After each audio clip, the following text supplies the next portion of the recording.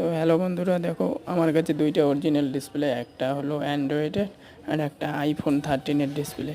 তো আমরা এই দুইটা ডিসপ্লের মধ্যে দুইটাই অরিজিনাল ডিসপ্লে। আমরা একটা জিনিস পরীক্ষা করতেছি, ডিসপ্লেটার কীরকম কোয়ালিটি দিয়েছে কোম্পানি।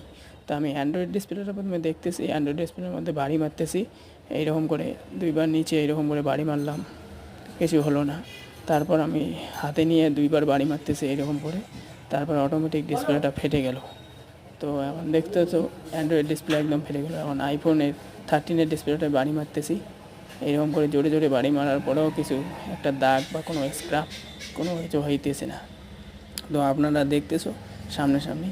তো এই কারণে আইফোনের একটু ব্র্যান্ডেড জিনিস আর ব্র্যান্ডেড ডিসপ্লে হওয়ার কারণে তা বেঁচে গেল আইফোন। এই জন্য আপনাদের কাছে ডিসপ্লে বা কোনো কোয়ালিটির সিকিউরিটি এই জন্য আইফোনের একটু রেটটা বেশি থাকে। অ্যান্ড্রয়েডের হাত থেকে পড়ার পরে ডিসপ্লে হয়ে যায়, কিন্তু আইফোন অত সহজে হয় না।